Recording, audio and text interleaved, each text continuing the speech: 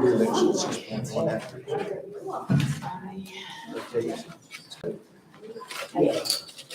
The call the meeting to order. It's about 4 minutes after 9 a.m. If you'd all please stand and do the pledge of allegiance. Commissioner Weir. I pledge allegiance to the flag of the United States of America and to the republic for which it stands, one nation, under God, indivisible, with liberty and justice for all. Commissioner, you do. Let's salute the flag of the state of New Mexico and see a symbol of perfect friendship among the United cultures. Thank you, Commissioners.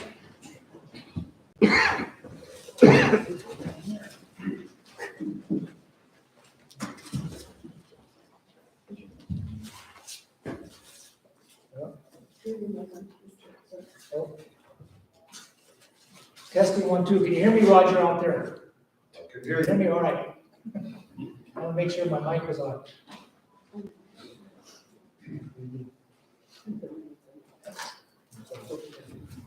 We're on item number 4, approve today's agenda of November 15, 2022. Is there a motion?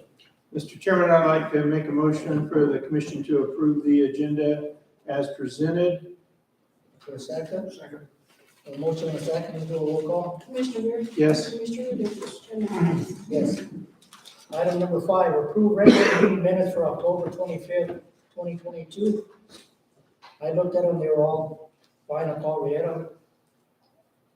Is there a motion to approve today's, the Mr. minutes? Chairman, I'd like to make a motion for the commission to vote to approve the regular meeting minutes for October 25th, 2022. For a second, Second.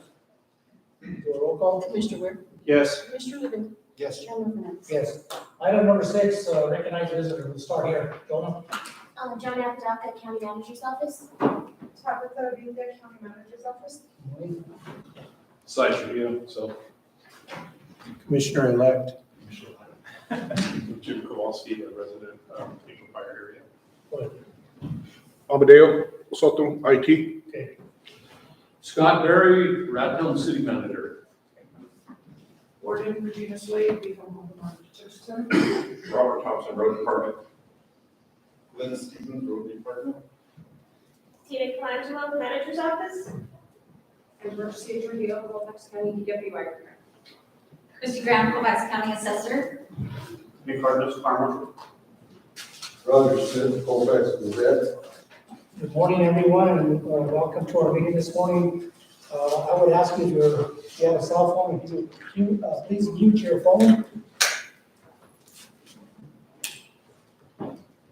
Moving on to item number 7, is there any public comment from anyone that is not on the agenda of today's agenda? Anyone here? Seeing none, we move on to item number 8, discuss and approve the expenditures. Commissioners, you got your packet, you're able to go over the expenditures. Do you have any questions, comments? Mr. Chairman, I reviewed the expenditures and looked, everything looked appropriate to me. I would motion that we approve the expenditure as presented. Second. Okay, we have a motion and a second by the commissioners. Let's do a roll call vote. Commissioner Weir? Yes. Commissioner Rivera? Yes. Chairman Fernandez? Yes. Item number 9, presentation, City of Raton, Scott Berry, City Manager, and the proposed photovoltaic, am I saying that correctly? Photovoltaic. Voltaic, okay. Like you're here. Yes, sir. Mr. Chairman, members of the county commission, Manager Gore, thanks for giving me a little time this morning. I'd like to ask for your partnership in a project that the city of Raton is proposing. It's a project that we're excited about and we think is really good for the ratepayers of Raton. Raton had received funding through the American Rescue Plan Act in 2021. And of the number of things that we allocated funding for, and I'm talking about the Raton City Commission, the bulk of the funding is proposed to go to a photovoltaic solar array that would be constructed actually by Raton Public Service Company.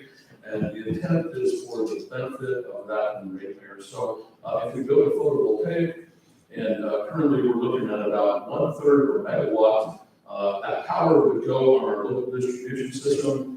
Would be used by local residents. But that would save us the cost of purchasing energy. Currently, we purchase all of our energy from Guzman Electric, and it comes generally from Colorado. But we also pay transmission. So that 1/3 of the megawatt would go in our system, and since we're using American Rescue Plan Fund tax, the ratepayer would not have a capital expense of the system, which is expensive. You might not do it except you have this grant money essentially. But they would, over a period we're estimating to be 25 years, save the cost of purchase power and the transmission.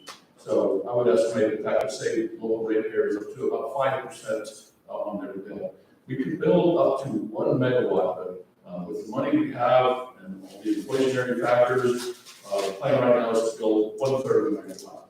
To build 1 megawatt, you need 10 acres. The city of Raton has looked at 4 locations to build a photovoltaic on, and what we have identified as probably the best location would be on the old La Mesa Park Airport property, which is owned by Colfax County. So I'm here to ask you for your help in obtaining a 10-acre parcel and dedicating that to our proposed photovoltaic.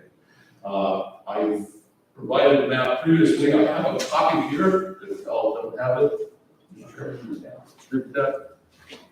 I have a copy. I don't. Don't go ahead. Oh, you know, maybe we were given one before. Yeah, we got that. I'm not going for it, everybody. Thank you, sir.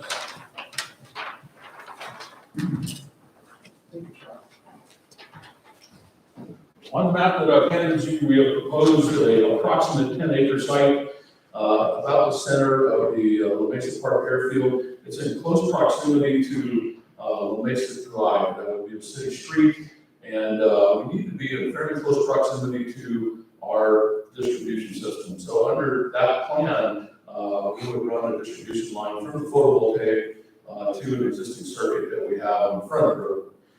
So that's one of the key elements, is that we be in generally close to our distribution system and tie it in. Now, we're not, I would look for your affirmative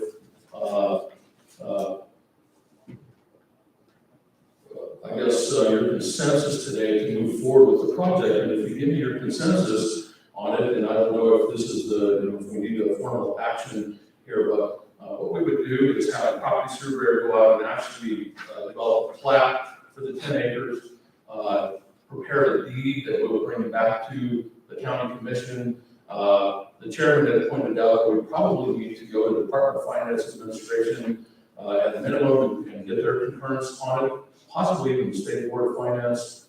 So I'll work on that action with county manager Gore, and we would perform a geotechnical analysis of the site for the construction, and then if we jump through all of those hoops, we would get going with construction. The first step of construction would be fencing off the 10 acres.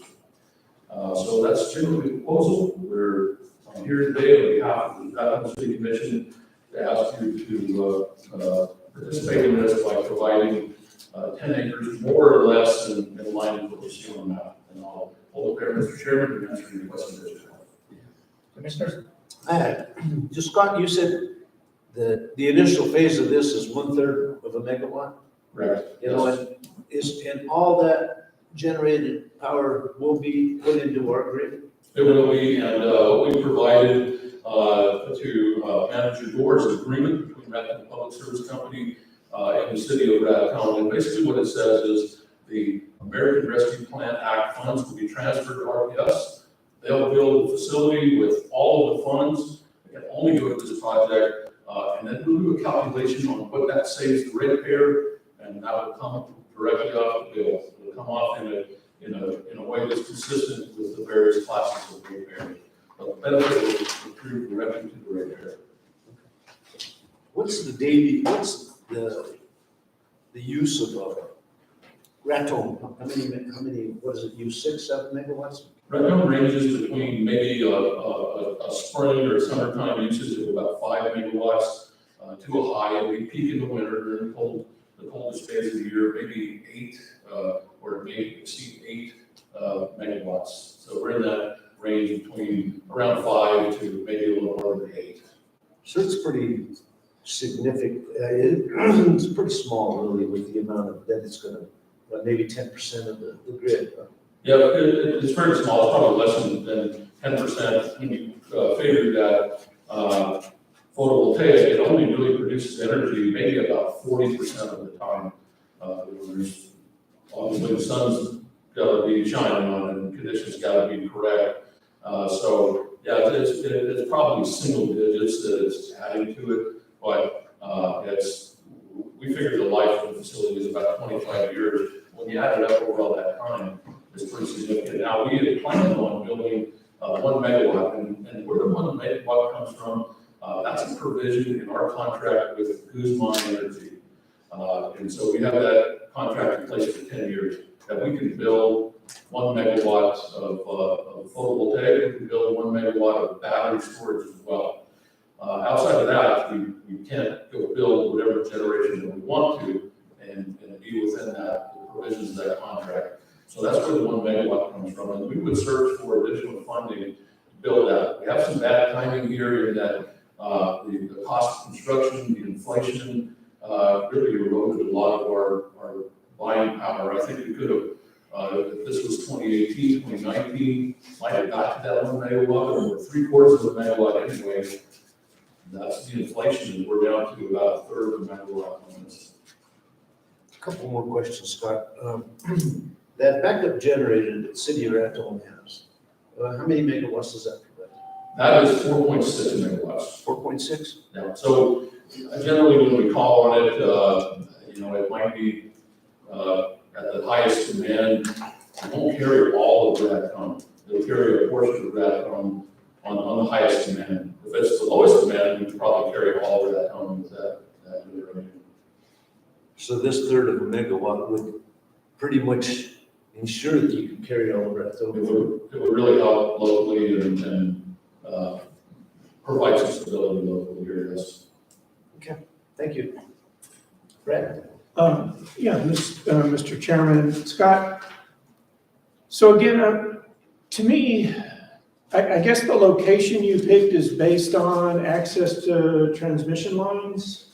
Mr. Chairman, Commissioner Rivera, it's based on 2 things. We actually had originally talked about a site that would be along the frontage road, and we didn't have all the facts at that time. But if you look at that drawing, you see something interesting on there that we found out in our review of the property.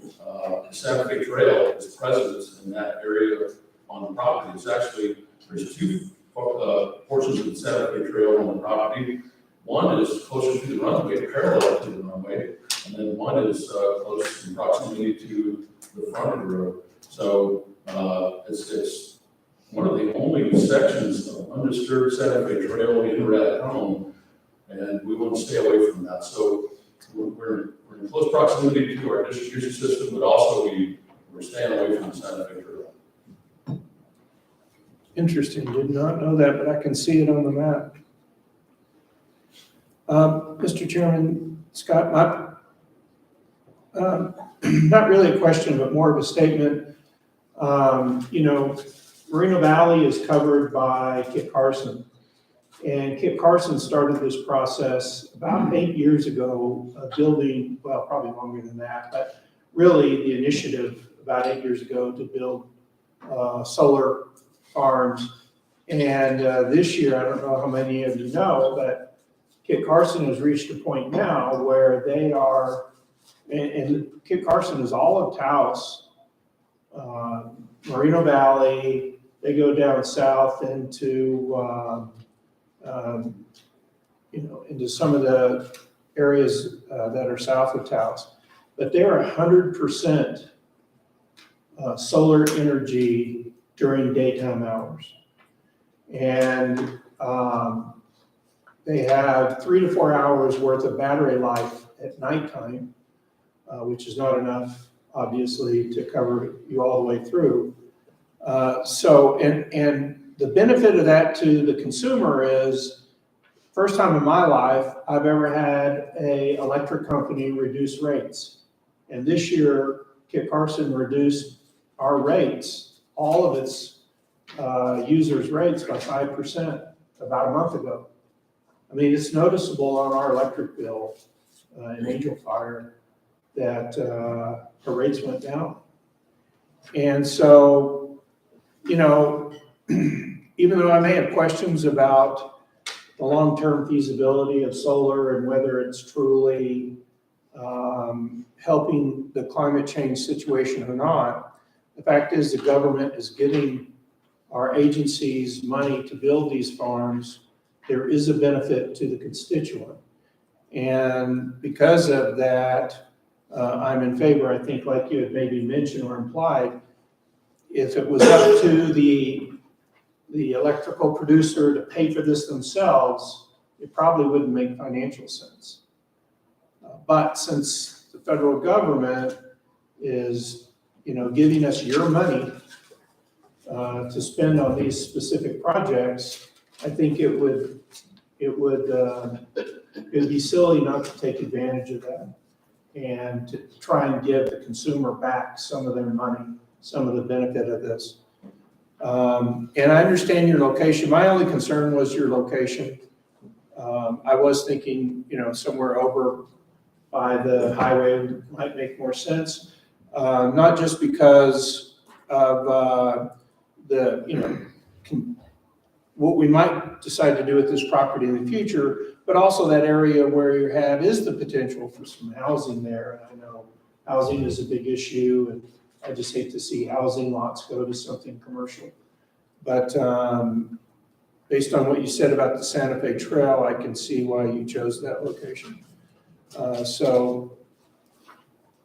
Anyhow, I have nothing else to say, Mr. Chairman. I just have a couple of comments, Scott. I know originally I met with you and Robert, we went out there months ago, and that was the original plan, was to put that there, and it was at 1 megawatt, so I'm kind of surprised to hear that it's only gonna be a 1/3 megawatt now, but a lot of people were asking for that piece of property in the back, where that Santa Fe Trail is now located.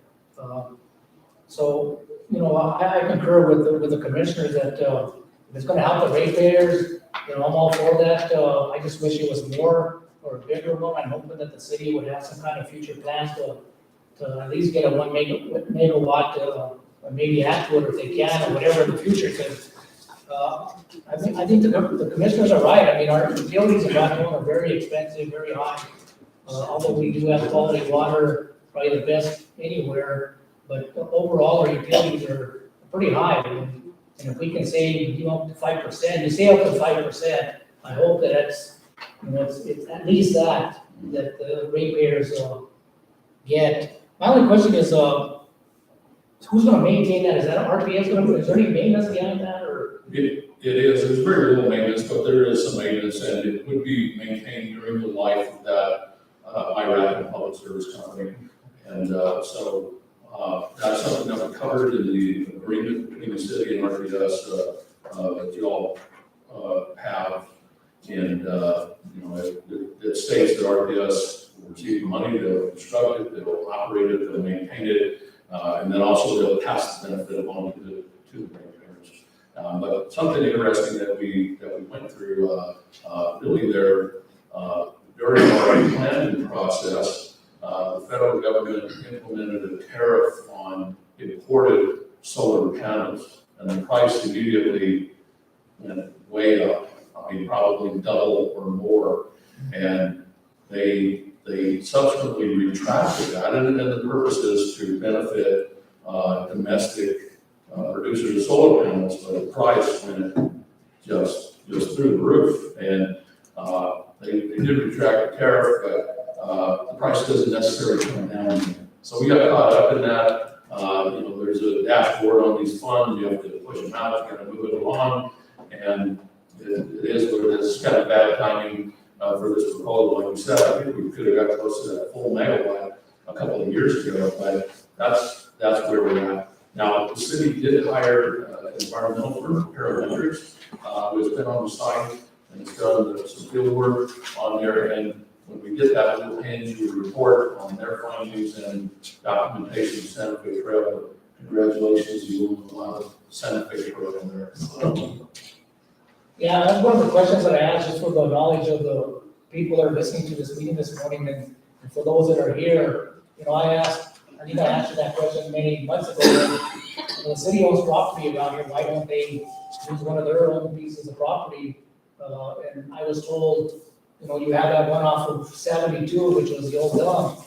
And my understanding, you can't use that, or you can, but the price will go even more because of the fact that it was an old dump, and you'd have to probably do some digging and stuff, and then once you disturb that, the cost of seeing it would be more. So I clearly understand, I just wanted the other commissioners to know, because that hasn't been brought up, why are you coming to the county and asking the county for county property rather than the city using some of their own property? And that's one of the reasons you gave me, I remember back then, Scott, and I just wish that, you know, the megawatts would have been a little bit bigger rather than the third, but it'd be up to at least 1 megawatt, because that was the original intent. But, you know, I'm all for that. Also, if it's gonna say the ratepayers, the only problem is the way we have it on the agenda is just to do the presentation today, not to move on it, but it looks like the entire commission is all in favor of that. And I think we need to move on and get that survey and the deed, at least the survey for now.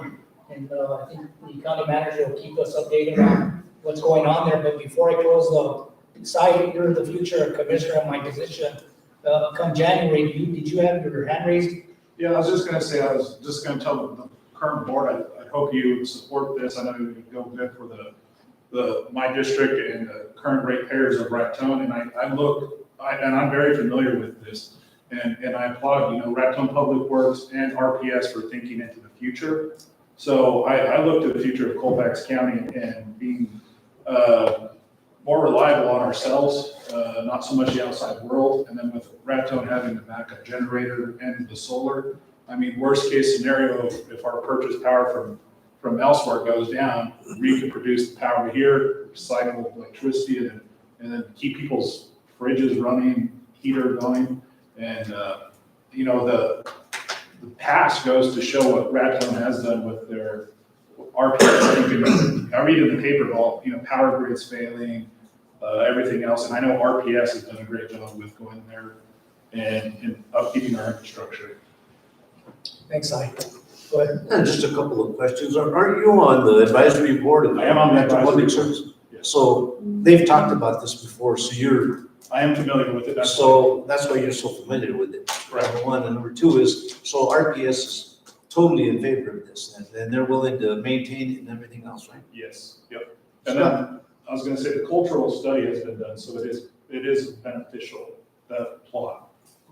Then the other thing is that when it does go up to 1 megawatt, well, that's what we're hoping it does, is the 10 acres gonna be enough? You're not gonna be coming and asking for more property, are you? No, the 10 acres would be adequate for the 1 megawatt plus some battery storage if we go that way. That's not really the plan. The plan is to build 1 megawatt PV. But in our arrangement with Guzman, we could do the battery storage as well. But the 10 acres is adequate for anything that we can do on that under our Guzman contract. Thank you. I don't have anything. Anything else? Anyone from the audience want to ask any questions or comments? Christie? Can I get a copy of that, Matt? Sure. Mine has notes on it, you might want to get a clean copy for somebody else. That's fine. Okay, what? I'll get it done. Right, I just, I'm like, Okay, I'll get it done. And they're not boxes and circles, they're actual notes. Okay. I don't think you want mine. Yeah, we'll get you a copy. Okay. She can have mine. Okay, anybody else? Mr. Chairman, I just had one last question. I think it is, but I just want to confirm, this is incorporated property? It is incorporated in the municipality. Okay, thank you. See nothing else? Scott, do you have any other comments? Thank you, commissioners. What we'll do is we'll get it on the agenda in December. We're only gonna have one meeting in December, so we'll let you know. I think it's what was it, the 15th? 13th. The process will look like this. We will prepare the plat survey and contact the local surveyor to to get that done. That's what we'll need to go to DFA. We'll go to DFA together, go through their concurrence, whatever that is, and then ultimately come back for your final. Looks like you're gonna have the consensus of two commissioners anyway to pursue this project, so it can be early in the year next year. I would, yes, that's correct. Thank you, Scott. Thanks, Bill. Thank you, Scott.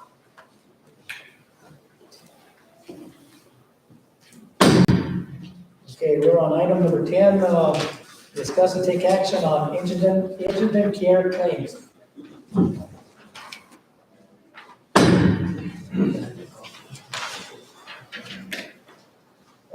Good morning. So I have one, it's 2022-11, and it's from VMDC for 100% coverage.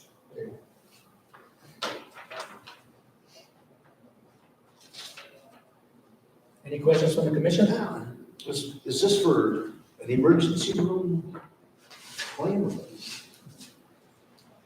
you know? I think it was this. I didn't see it. I just wondered. You have any questions, Brent? If none, is there a motion to accept the indigent care claim report that's been given to Mr. us? Chairman, I'd like to make a motion that the commission vote to approve the indigent care report as presented in the commission package. Second. There's a motion and a second. Let's do a roll call vote. Commissioner Wood? Yes. Commissioner Liddell? Yes. Chairman France? Yes. Thank you very much. Thank you. Okay, we're on item number 11, discuss and take action on claim of exemption number 13, Billy and Sue Cotton. You have that one too? Yes, I have that one too. So, I did talk to our county attorney and he did go over all of it. The taxes are up to date, solid waste is up to date, and he said that everything was good to go to the commission for consideration.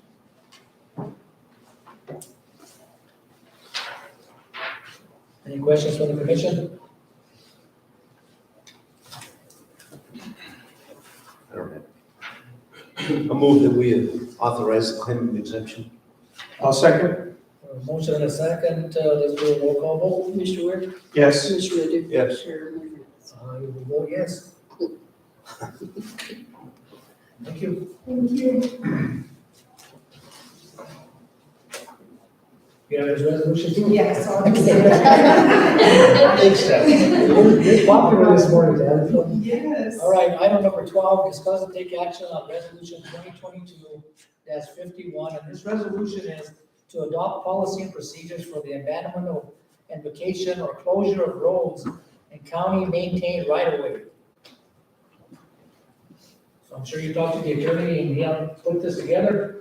Yes, I did, and Jim did put that together, and he wanted me to bring it to you guys for approval before we move forward on any more of the vacation. Mr. Chairman. Go ahead. Yeah, Mr. Chairman, we had a meeting at 8 o'clock this morning to discuss this very issue, and I think that the commission has pretty much talked about with this, and we're all in agreement that we need to have some procedures in place for abandonment and vacation or closure of roads with respect to the county maintenance, and I think that, I think we were all pretty much in agreement. I would move that we adopt resolution 2022-51. I'll second. Any other comments? Mr. Chairman, the only comment I'd like to make is that the manager, that you request that the manager look at developing a policy similar to this for the acceptance of roads. Even though there is statute on both sides of this, I think having a formal policy can help mold that the language into something that is more understandable by the public and is fits our environment better. So I would just like to ask that you consider requesting that the manager look into that as well. Yeah, I thought it was more to whether or not we need to get documentation from the adjoining landowners, am I correct on that, to make sure that that's done, if it's legal, that we do something like that? You mean as far as Whenever we're going to vacate a road that we So get. my only concern is the formation of the committee. There's specific language in statute that says how that committee should be formed and that we follow that. And then that we get some sort of recorded feedback from the adjoining landowners or the people affected. It doesn't really have to be adjoining landowners because it could be land that is way down the road that might be affected and it's not technically adjoining, but affected landowners would be better language. Well, there's language in here, looking at 7.4, it does say the assessor's determination of value. That the Colfax County assessor's determination of the value of the road, for instance, is less than $5,000, no appraisal as described in section 7B below is necessary. And the 7B talks about the appraisal. So I guess that's something that, We don't value roads. well, So I think we asked for that to be taken off. that's why I read this, because I was wondering whether. I never got a copy of it, so, yeah, we don't value roads. I know I saw it way back when, and I told her to take that off, so we moved on to value roads. And that second one, appraisal, I don't know what that. Well, 7.5 says appraisal, if an application for abandonment of vacation is approved by the Colfax County Commissioners, and if in accordance with the assessor's determination of value described herein at section 7.4, the calculation of the value of the parcel proposed to be abandoned and vacated amounts to $5,000 or more, then the applicant must obtain at his or her own expense a certified appraisal setting forth the appraised value of the land to be abandoned and vacated. For some reason, our attorney, the county attorney, put this language in there. I'll have to, if I can, I would like to talk to them about that. And where that's coming. And there is an application fee of $250. Smith did pay that application fee. Okay. So am I hearing then that the assessor never seen this before? They talked about it, and I can't remember who sent an email to me with that, but it's been a while. And I visited with my mapping department, and we kind of marked that out, said take that off. Because we don't value roads. And that second part, I don't know where that's coming from, but I would have to talk to the attorney and see what he's meaning on that, because I don't know. But no, I did not receive that. Oh, boy. So, Mr. Chairman, I mean, based on that feedback, unless there's additional information from the manager or, I would like to make a motion to table. I think for further legal consideration, because when I read this, I just assumed that the assessor's office values everything or has some formula for valuing everything. We don't value roads. So road easements are not valued by the assessor's office. I don't believe so, but I would have to, I need to get with my mapping department and go through it with him and go through that wording, because I need to visit with him about it. Well, Commissioner, I kind of concur, because if you look at 11.2, approval of abandonment and vacation, it also refers back to section 7. Yeah. Section 7 is the one that talks about the assessor's office appraising road. So, and you could be right, Christie, that we never appraise roads, but I've never. in 8 years that I've been here, we've never done that. Yeah. So this is a new era. And I can, Yeah. and I can get with other people too, and visit with them and let me work on it. If I would have had this before the meeting, I could have had something prepared for you, but I didn't know. Mr. Chairman, I think I'll withdraw my motion to adopt this resolution. So, Mr. Chairman, I'd like to make a motion You to, gotta second my motion. oh, I got to second your motion to drop your motion. Yes. Okay, I second your Yeah, motion. it's like not- Okay. And who made the motion to? Bobby made the motion to withdraw this from, I mean, the motion for and again to withdraw. okay. So right now, what we're looking at is we have a motion to take this off the table until next meeting, because there's been question from the assessor on whether or not, this number 7.4 and 7.5, and also, actually, number 9, she wants to get with the attorney, county attorney, and actually, 11.2 also talks about section 7 in there, so there's like 4 sections in here that Yeah. is I'd in like reference to your office, Christie, so, the commission has moved to, not take any motion on this, resolution.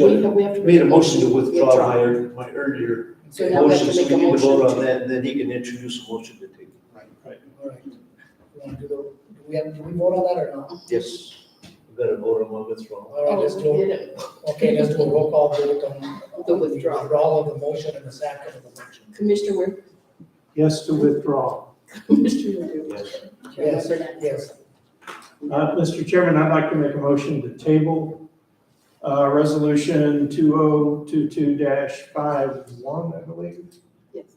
For feedback, additional feedback from legal counsel. I'd also like the legal counsel to incorporate, it's probably not needed because he does reference the legislation, but to incorporate in 10.2, a better description of the review committee. All Actually, my motion is to table. So say I'm not gonna repeat The rest of that was commentary. I'll make a second to two. All right, we have a motion and a second to table resolution 2022-51. Let's do a roll call vote. Commissioner Ward, Yes. Commissioner Ledoux. Yes. Yes. All right, so we'll table it, and we hope that everybody can get together and see what the issues are with these four different sections, and go from there. Keep in mind, I would think that you're probably right, as I said earlier, you've never done it before, but we might have to do something like this, because I think we're gonna see more of this in the future, I think, of amendments and vacations of roads, so I guess you need to find out, Christie, somehow, how you appraise a road, I guess. Okay. Me and Robert are gonna talk after. Okay, all Then right, we'll go talk to them. all right, great minds at work there. Okay. Great. And then Chairman, if I may, I do think that probably trying to get this thing going down the road the right way, in the way that it should be. And essentially the analogy I'd use is kind of getting it back on track. And what I can do is also reach out to our county attorney and maybe get some sample policies and stuff, because everybody does this in the state of New Mexico. And actually look at maybe incorporating that, since we're working on our policy and procedure book right now. Mr. Chairman, again, I would recommend that the manager provide more detail in the description of the committee. I know it is described in statute, but since we're doing this resolution, I think being a little redundant there won't hurt. All right. All right, so we're on item number 13, discuss and take action on resolution. Thank you, Tabitha. Thank you. Resolution 2022-45. This is the extension of Colfax County project for SB control number L 400-494. Chairman, Commissioners, Committee report, this is, I got all of this report that we're running into real tight constraints to everything has been going on and being short-handed, so I had to bring the resolutions to you to send off the Las Vegas State report to get the extension project on. Okay. Is there a motion? So move. Second. A motion and a second, let's do a roll call vote. Commissioner Ward, Yes. Commissioner Ledoux. Yes. Chairman Fernandez. Yes. This one's the same thing. Similar. Yeah, this is resolution 2022-46. No? 45. 45 now. Sorry, I skipped on 45. You're asking for the same thing, aren't you? Yeah, it's all one project, but different. Just because you're retired, at the end of the year, you want your successor to deal with all this stuff, is that right? Yes, sir. So move. Second, Second. roll call vote, Commissioner Ware? Yes. Commissioner Rivera? Yes. Chairman Fernandez? yes. All right, we're on, item number 16, Same thing. 15, I'm one ahead, this is 2022-46. Same thing. Motion, So move. Second. roll call vote, Commissioner Ware? Yes. Commissioner Rivera? Yes. Chairman Fernandez? yes. Thank you. Thank you, Robert. Law enforcement, we're on 16. He's happy. Okay, we're on item number 16, discuss and take action on resolution 2022-47, which is the acceptance of law enforcement fund grant agreement. Sheriff, and you gonna do it? Yes, County Commissioners, Chairman, County Manager. So we have a resolution we brought to you, well, we brought a grant agreement to you, I don't know, for law enforcement funds that were provided by the state of New Mexico. There has been an amendment to that agreement, and it actually is a little bit more specific on what the availability, of those funds can be used for. So this is basically a resolution to accept the amended agreement. It is for $525,000, to utilize in accordance with the provisions of House Bill 68. And House Bill 68 is to recruit and retain law enforcement officers. I'll stand for any questions. Go ahead, Sheriff, go ahead. I have just one question. I said, I'm all in favor of accepting this stuff, but, you know, what are your plans on expending, on the expenditures of these funds? So we actually met about that after speaking with the county attorney. A lot of it is going to be used for one-time expenditures to pay some of our new hires. They were hired after we signed the initial agreement. So their salary and benefits would come out of that. And also the retention of our current deputies. I received a contract from our county attorney. We would bring them in. That contract would be agreed to by the employee for a 12-month period. Within that contract, there would be a training plan where they have to meet certain criteria to either become an instructor, or a training plan for the new hires moving forward, and then we would then get retention bonus to try to retain who we have. Mr. Chairman, the reason I asked that question is I just want to make sure that the funds are going to be used as he said. These funds will, after 3 years, will not be getting back and whatever, if, whatever decisions you make, if it's ongoing expenditures, then that's going to be a problem down the road after 3 years. So I just wanted to make sure that. No, and I met with Jonah and the county manager, and everything that we discussed was for one-time expenditure of this fund. And whatever we can't spend, then we were expecting. Mr. Chairman, I'll make a motion, we adopt resolution 2022-47. I'll second the motion, Mr. Chairman, but I do have a question. All right, go ahead.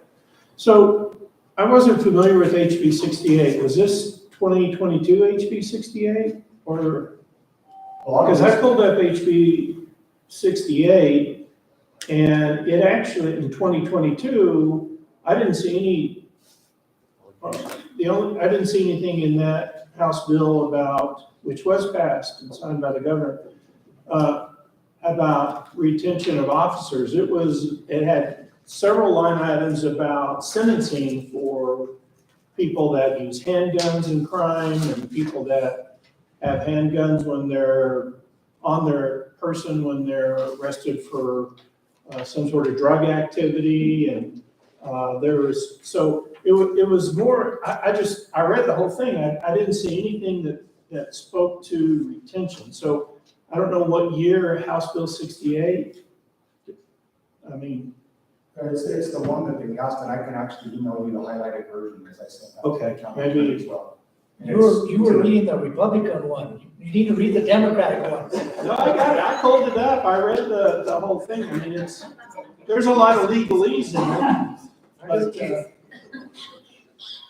yeah, I just didn't see, I didn't find there's a lot of language about, basically adjusting sentences. It was primarily about sentences, like if you commit a crime now, and it's a 4th-degree felon, and you do it with a gun, whatever the normal sentencing would be, because you had a gun, you add a year to that sentence for having a gun. And there was some other language like that. I just didn't see in that bill where it spoke to hiring of police officers. There's a whole bunch, it's like a 76-page bill. And it actually breaks down who's eligible and what they're eligible to receive. Okay. It's on page 7. Yeah, if I could get a copy of that, because, yeah, I definitely didn't see that. I brought it up on the state Website. website. There has been a lot of communication on the law enforcement side as well as the finance side about how this funding should be allocated. So when we met with Commissioner, it was County Manager Gore, myself, and Sheriff, I think they came up with a really good plan. Julie was also in agreement that those allocations could be used for those purposes that Sheriff Baca and Under Sheriff Shear came up with. So it's not going to be recurring costs. Okay, sounds good. We have a motion by Commissioner Ledoux, seconded by Commissioner Weir. Let's do a roll call vote. Commissioner Weir? Yes. Commissioner Ledoux? Yes. Chairman Knapp? Yes. Thank you. Thank you. Item number 18, discuss and take action approval of the 2023 Colfax County holiday schedule. 17? I'm sorry? We did 17. Oh, I'm sorry, 17. I was going ahead. Discuss and take action on resolution 2022-48. This is the working hours for Colfax County employees for the calendar year 2023. So it looks like you guys will be starting at 4 o'clock in the morning till, no, it's 7 to 5:30. It's the same one for, It's basically the same one they're working under right now. Right now. So, Mr. Chairman, my only question on this was the modified maintenance, working 12-hour shifts. I was just hoping that the manager, I wasn't aware that they were working 12-hour shifts, and do you know how many people does that? I mean, who exactly is modified maintenance? I would say probably modified maintenance would be a maintenance department, and maybe if you had, the example that would come to mind is like a snowstorm, and you'd have to come in early to clean out parking lots for several county buildings, and then have to stay late, clean out parking lots as well, on any kind of, like a heavy snow emergency or situation like that. I think that was related to the cleaning of the buildings during COVID. Does that answer your question? Yep. Because actually, I don't think anybody actually works a 12-hour shift. No. It's more of an emergency, but you want it on the policy itself, So on we the can, resolution. so we can have it, that's correct, sir. Okay. Will we adopt resolution 2022-48? There's I'll a second. second. A motion and a second. Let's do a roll call vote. Commissioner Weir? Yes. Commissioner Ledoux? Yes. Chairman Knapp? Yes. Chairman Knapp? Yes. I'd like to thank you guys for agreeing to stay with the 410s. We've had a lot of people that have come to work for the county just because of that benefit. And we've had a lot, in my office, a lot less absenteeism because they can make their appointments on that Friday. Thank you. Well, also, that was one of the, I just want to also add that at first we had opposition of the 410s. We did inform the employees that we wanted to try it out to see how much money we would save in utilities. And according to the previous manager's report that was given to us, we were saving $25,000 a year, close to between $25,000 and $30,000 It's what we were told. So that's why we continued with this 410 schedule. So we did save quite a bit of money on just utilities themselves. So just for your information, and we fought very hard to keep that. And I know we got feedback from the employees that, you know, we don't want to work 410s, but I think once you all got used to it, along with the holiday schedule that we're going to approve here, I think everyone was very happy about it and have been very happy in the last 4 years that I know of. It's So been I a don't blessing since I've been assessor, you know, employees are showing up to work, they work harder, they make their appointments on Fridays, so they're not taking off. So I want to thank you for keeping that for all of us here. And Mr. Chairman, if I may. Sure. One of the other advantages, because I actually kind of Googled this, it actually, you're putting money, especially with gas prices and fuel prices today. If just taking, saving that one day that people have to travel to work, that's a significant savings for our employees as well. And so that's money that stays in their pocket. That's very true. We do have employees that work for the county that actually don't live here at home. They live in Nashville, Spring, or somewhere else. So, I'm sorry. We have Miami, we have people. who live Yeah, in we have Miami. people from all over that come. So that is a saving to them also. Mr. Chairman, I will tell you, I'm a huge advocate of 410s. When I was at the Village of Angel Fire, I moved the finance department to 410s, and we recognize savings as well. But I think it's only fair and must also be stated that working 410s and being closed 3 days a week does have a negative impact on some of our constituents. Primarily in my district, the people who are primarily negatively impacted are real estate agents. It's explained, I'm not a real estate agent, but it's been explained to me by several of my constituents that when we have a lot of people that buy that do not live here, do not live in the area, they want to come in, they want to do all their closing and registering on Friday so they can take over their house and move in on Saturday. And this is a real problem. I will tell you, it was the number 3 issue on listed by my constituents when I ran for office. I've had conversations with the clerk about this. I've mentioned this previously in other commission meetings.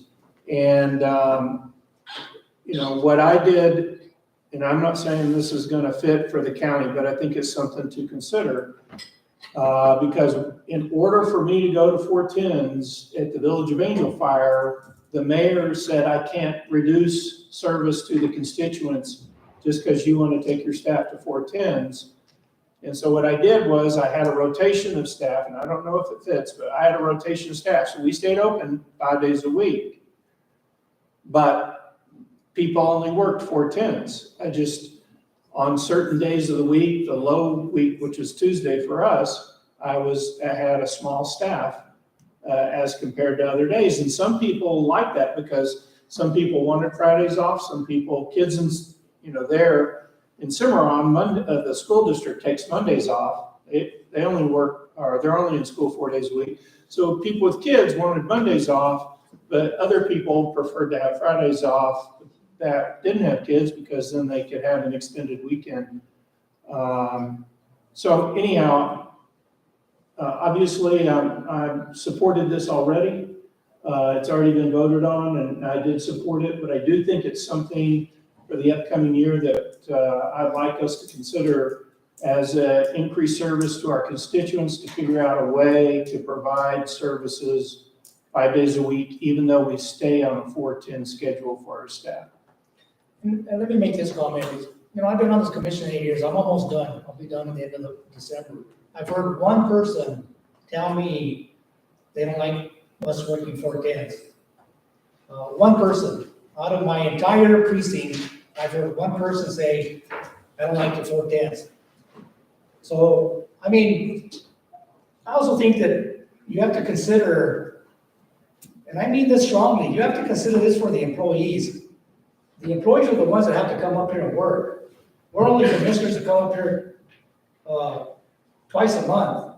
And granted, I agree with you in some sense that, the taxpayers probably were not happy about that, but this has been going on for many, many years, the 410s, and the employees are happy.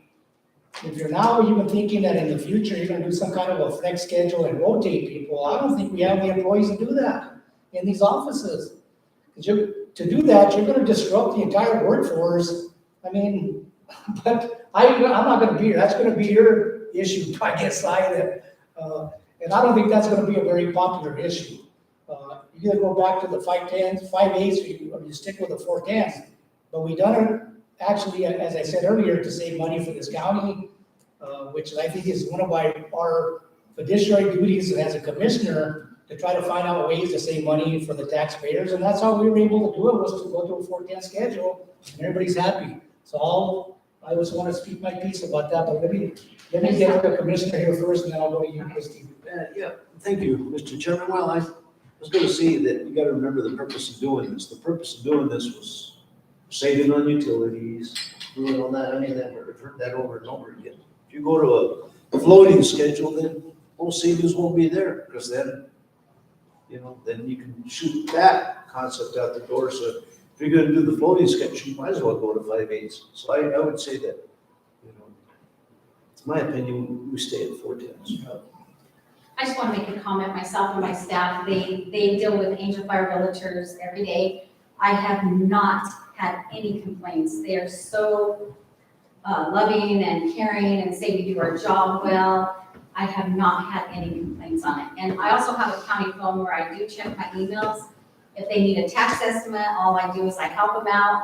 They go online, I can help figure the taxes for them, whatever, but no complaints. They always say my office takes care of it. Well, I'll just start giving, because I can tell you, I got a complaint about it just about 3 months ago, but when I was running, I probably had at least a dozen people complain about it. So I'll just give them your phone numbers for now on. Okay, so no further discussion, there's been a motion by Bobby, second by Brad, let's do a roll call vote. Commissioner, Yes. Commissioner. Yes. Chairman Freeman. Yes. All right, item number, we're on 18 or 19, we're on 18 of the holiday schedule. This is the approval of the 2023 Colfax County holiday schedule. Do we want to add any more holidays?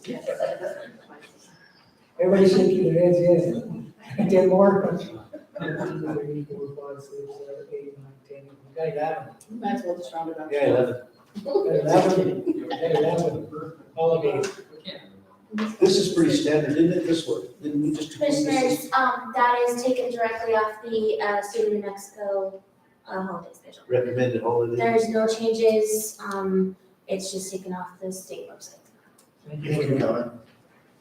Okay, is there a motion to approve this? I'll make a motion that we approve the I'll holiday second. schedule as presented. Before I get finished. All right. We don't need to solve COVID. Okay, we have a motion and a second, let's do a roll call vote. Commissioner, Yes. Yes. Yes. Item number 19. Resolution 2022-49 to adopt conflict of interest policy. As you know, as commissioners, we have a lot of, that's one thing that we do have the authority and an obligation actually to approve policies. So those are always constantly changing, or we're always adding, because we believe that we have to do that to county out of lawsuits. So I think this is a good resolution. It's a good policy. I read it. You have any questions on this policy? Mr. Chairman, I had some, I don't think they're too extensive additions to this policy that I would like to recommend.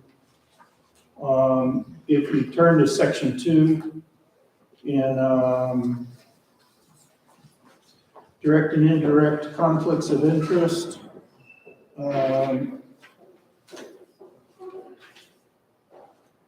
So I'm looking at this. Oh, so where it says, I guess it's in the second sentence, conflicts can arise directly on the third sentence.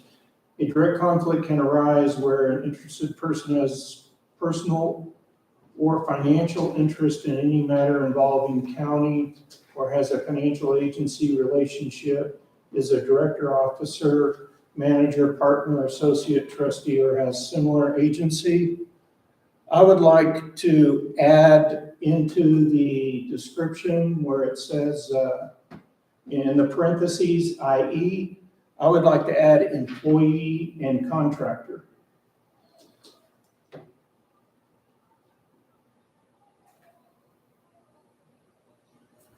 I think that it's important that all people working on behalf of the county are free of conflicts of interest. And if, you know, it says agency relationship, which a contractor and an employee are, but then when you start being specific and with an IE and you're listing all these different types of relationships, I think you need to be inclusive unless you're going to define agency relationship somewhere in here. And to me, to be inclusive, you need to add employee and contractor into the list that's in the parentheses. I don't have any problem with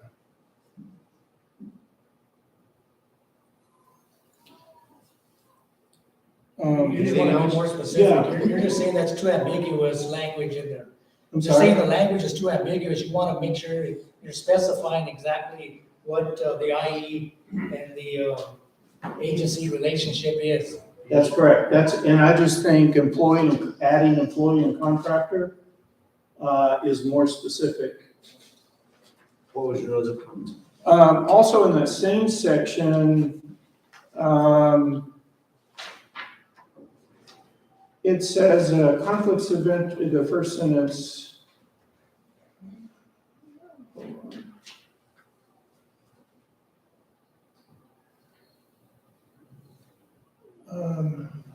Shoot, I thought it was, maybe it's in section 1.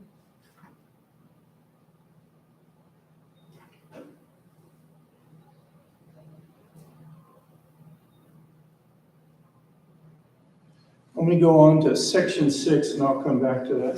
If we go down to section 6, direct adverse interest. When it talks about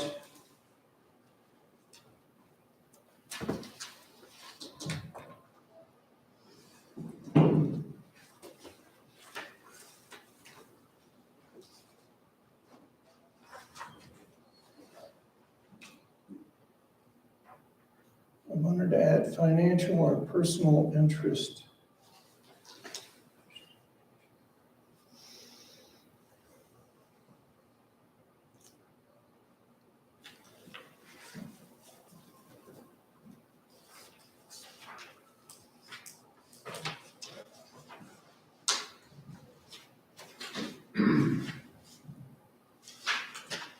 Done a better job. I think it's pretty much covered on the first paragraph of section 4A.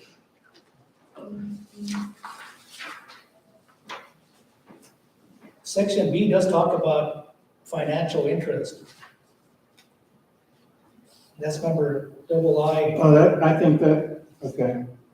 Well, I think it does talk about it. It talks about financial or personal interest in one section, but it didn't cover financial or personal interest in section 6.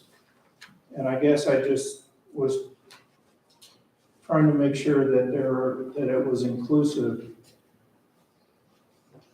It does say transactions described in section 4. Well, first of all, you need to find out, according to this, under this section, whether or not there's an actual adverse interest, and if there is, then under section 6, that's when you have a duty to self-disclose.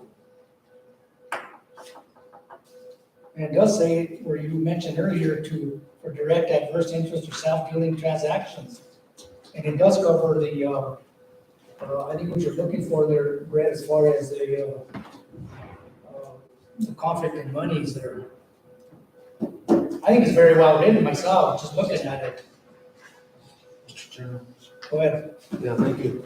I think that you just need to remember, this is simply a resolution, you know, and I think that it would be a good practice for future commissions to review this on an ongoing basis and on a regular basis, because there is some important stuff in here that governs, how employees should conduct themselves within the confines of the county. So I think it's employees, contractors, commissioners, whatever. So I think it's an important resolution, but I don't think just because it's basically the introduction of a resolution, and you're gonna have some loopholes in it, and I think that as they come up, and I think this is something, in my opinion, that should be reviewed pretty regular. All right, I agree. I mean, it even talks about, You're not gonna get everything. yeah, it even talks about the evaluation of potential conflict. It refers to the Mexico Court of Appeals, and if you, it's just good policy. It's a good resolution. I think we should have this in here a long time ago. But I think you're right. I think the commissioners and future commissioners need to follow this policy. That's why I think we need to get it passed. And, I think it needs to be reviewed regularly. and if it's passed, then, if it's followed, we'll be okay. It's all for the purpose of helping the county stay out of trouble. Mr. Chairman, I'd make a motion that we adopt resolution 2022-49. I'll second. Just so the commission knows, I'm heavily in favor of this resolution. I was just saw a couple little things. I made notes and I looked at this a week ago, and I apologize to the commission for not being able to time my notes exactly. I just saw a couple of areas that I thought would tighten it up some. I think I wanted my motion to include what he recommended, your employee contractor. Okay, so we have a motion on the floor and a second, and according to the motion under section 2, which is direct and indirect conflicts of interest, that after, for example, i.e., that employee and contractor is added to section 2, am I correct? That's correct. Motion and second is to a roll call vote. Commissioner, Yes. Commissioner Wood, Yes. Chairman. Yes. Okay. Item number 20, discuss and take action, resolution 2022-50. This is to adopt whistleblower policy. And again, let me remind everyone that the attorney, our county attorney, is a very, very, very, very smart attorney. And he has gone through these policies and resolutions, and I'm sure he was the one that wrote them up. So what is the wishes of the commission? Mr. Chairman, if I may. Yes, sir. Yeah, thank you. I think that there's a state statute that addresses this, and I'm assuming that this resolution is verbatim off that state statute. Is that correct, Mike? I think it's very close, sir. Okay. So I think that there's something already in place that governs the county. This is just more that we concur with that policy. So for that reason, I would move that we adopt resolution 2250. For a second? Mr. Chairman, I do have some additions to this I'd like to make too. Is there a second? Are you gonna If I second this, then We the need a motion second, won't include my additions. right, but we need a second to move on with any discussion. I know that if I second his motion without my, Then we can amend the motion to it. Well, I'll tell you what, I'll second his motion.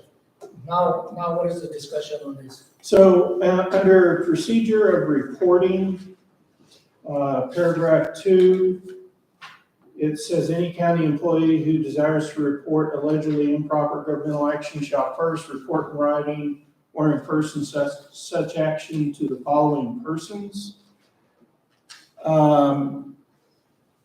So I guess my concern was that, I'm just trying to look at this. Should it be, should we add the county commission chairman to that list of people to contact? My concern is,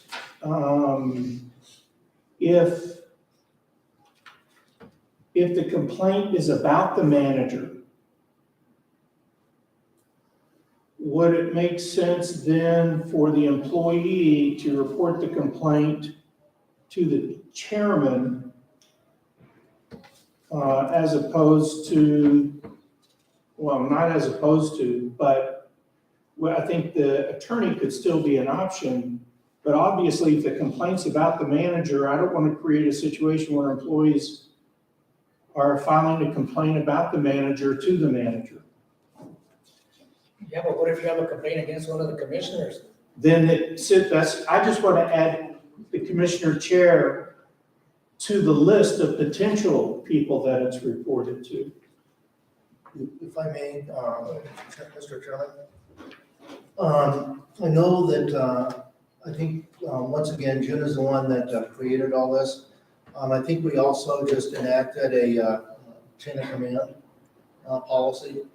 And one of the things that the chain of command policy was created to do was to avoid somebody going around somebody and usurping authority. Under this policy here, if somebody had a complaint against me, they could actually come to me with that complaint and request to go to the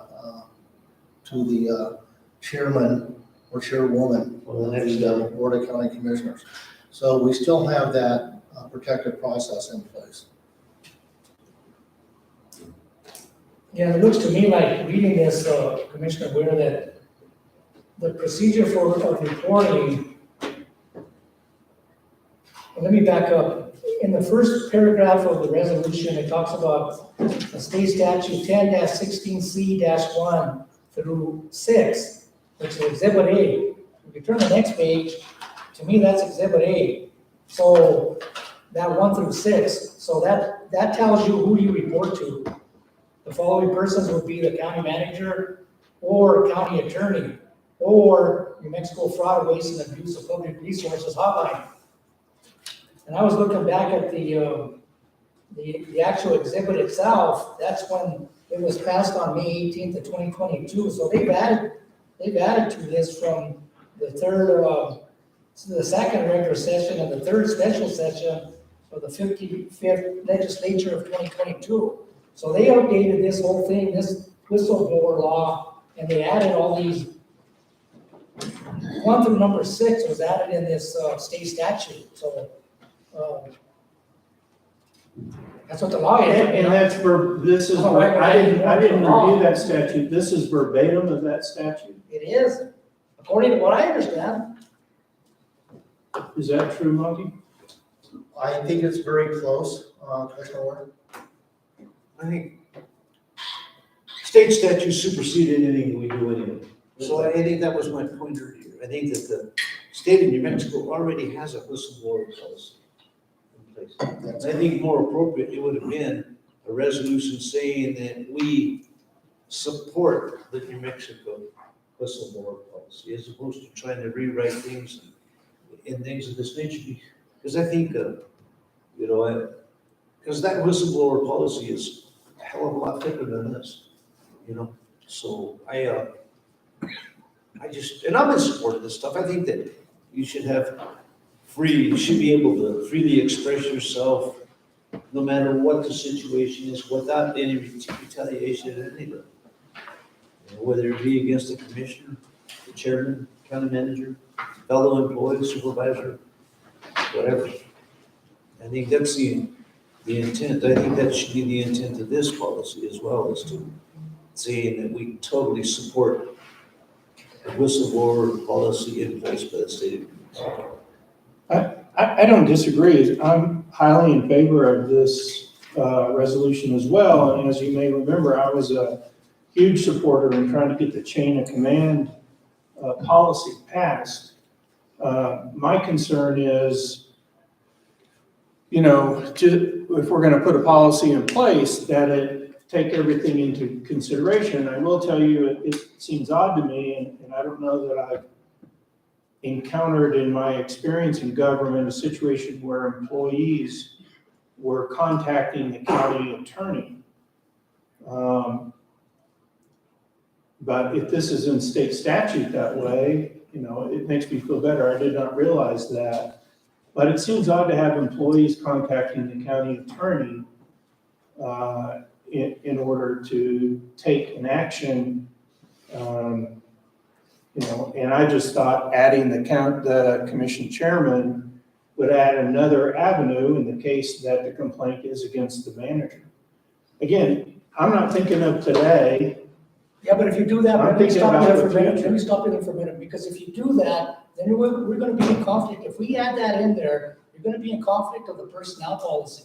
Because the personnel policy talks about the commission cannot get involved in personnel issues. We could get involved, but not till the very end, to the final step of the procedure. So by adding the commission in there, we're forgetting all about what the personnel policy says. We can't get involved in any personnel issues until the very end, unless there's an appeal to the commission. So you don't want to get involved as a commissioner in this whistleblower policy and add a commissioner on there when, if you have to make a decision, and I say this strongly because there's only 3.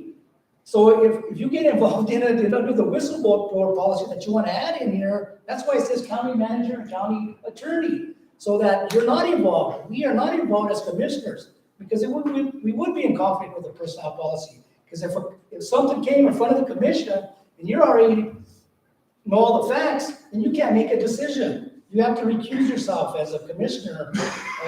That's why the personnel policy says what it says. And that's why we even requested for the new commissioner, as I talked to him this morning, trying to give him as much information as we can, is read the personnel policy first. Because that is a contract. It's a contract for the employees, and they work under you, work under the county manager. The most important thing is the personnel policy. There are certain things you can add in these policies, but if it's already written by the legislatures, they never put in what's called a zipper clause. I negotiated tons of contracts. Management always wants to put in what's called a zipper clause to cover everything. You can't do that. You can't put in zipper clauses in these resolutions or these proposals. You can't.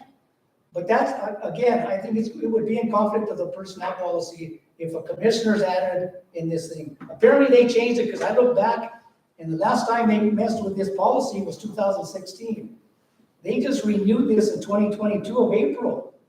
And they had 3 different sessions under this whistleblower policy.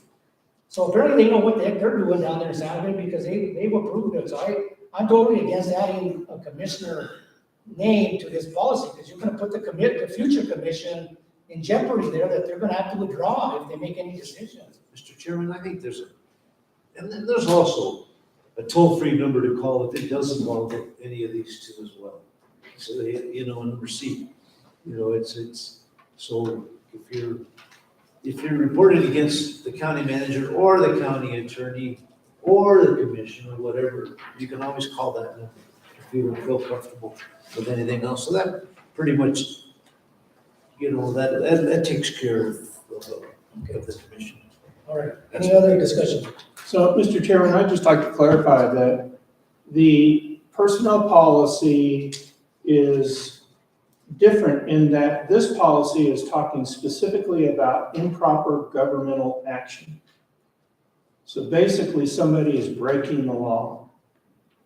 And if the county manager is breaking law, I guess we'll just have them call the county attorney, or they'll call the fraud line. My concern about this fraud line is, I've never called it, but, my understanding is the response time to it is questionable. So that was my only concern is, and you're right, I think trying to keep the county commission independent of a personnel matter is the right thing to do, but if it's a improper governmental action, I do think that that's different. I'll call for the question, Mr. Chairman. Okay, so are we voting on this without adding county commission to A and B and C? Are we doing that? If not, are we voting on this as a whole? Voting on this as presented. Okay. Roll call vote. Commissioner Rea, Yes. Commissioner Ledoux. Yes. Chairman Pence. Yes. As presented, right? Item number 21. Discuss and take action on local driving while intoxicated, LDWI grant agreement amendment number 1 for the county DWI program number 23-D-G-05 between the Department of Finance Administration and Colfax County. Good morning. Good morning. So I'm here to request the approval of our grant agreements. And we received copies of them.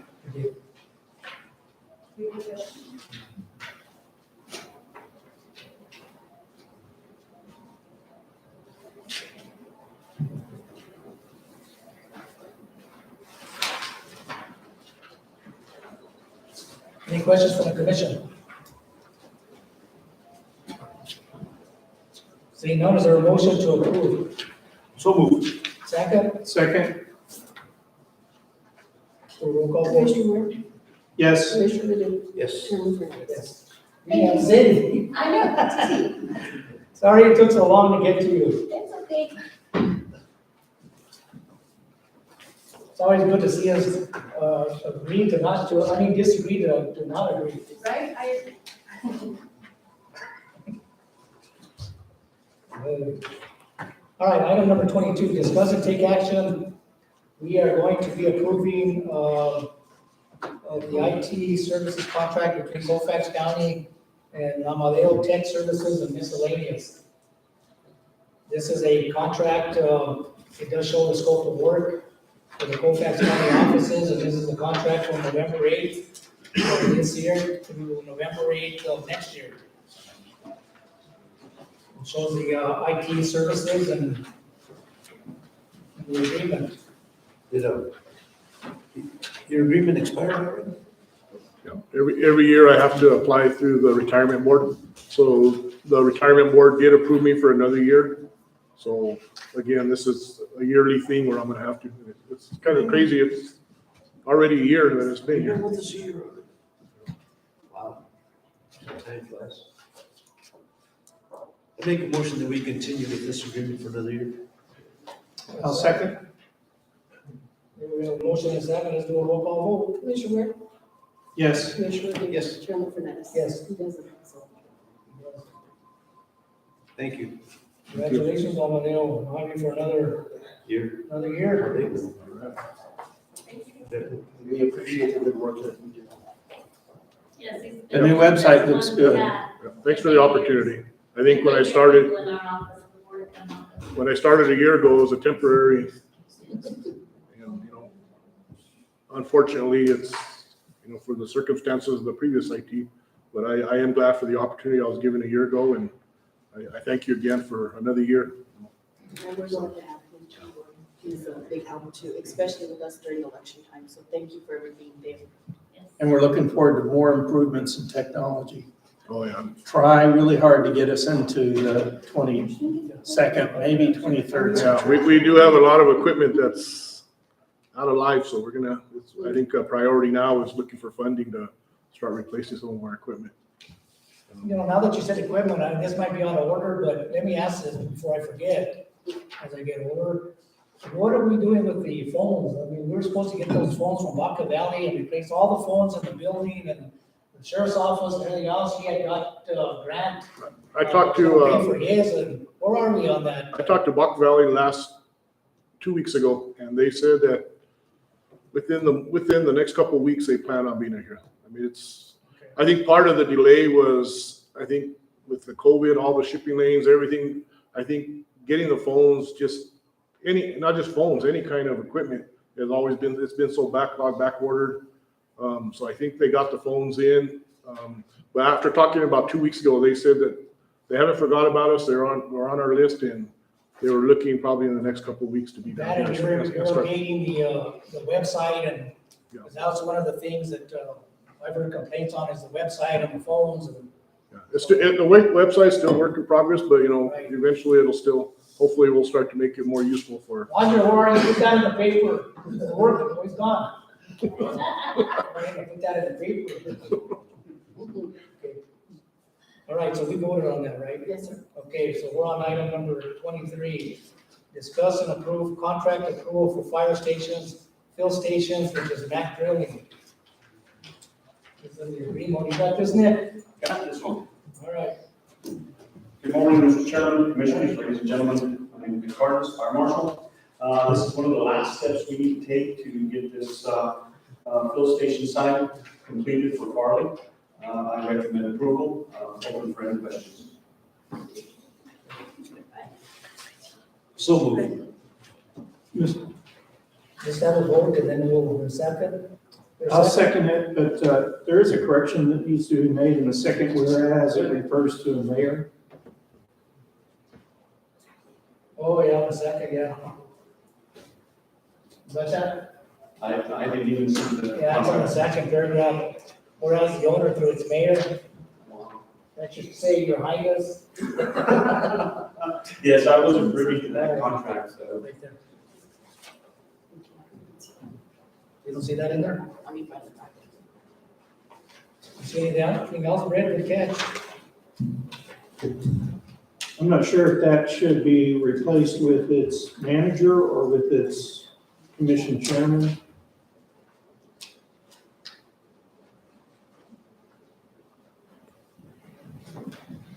I think we'd probably go with Commissioner Chairman.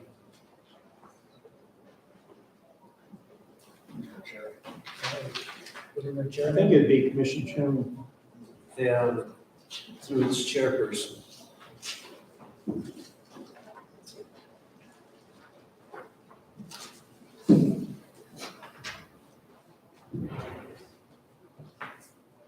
And let me ask you on that, do you have a copy of it? I do Where you not. going? 'Cause it says all addenda, is that a word? It says addenda, ADDENDA. Of course, Spanish is my first language, so I don't know if that's correct or not. Addenda, is that a word? Plural of addendum, maybe? See that one? Addenda. Three times. I don't think it is a word, no, I think it's just like. It should be in there.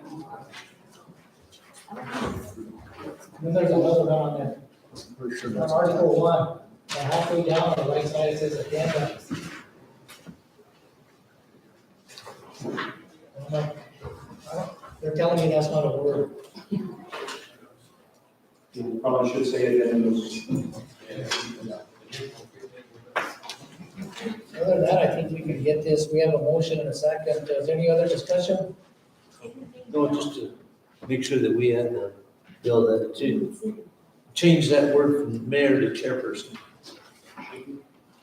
And then the other one, check to see if that all addenda is, it should say addendum or something else. So, okay, let's do a roll call vote then. Commissioner Ware? Yes. Commissioner Yes. Chairman Hernandez? Yes. Thank you, Nick. Thank you, guys. Thanks, Nick. Item number 24, discussion take action on approval of amended Colfax County manager contract.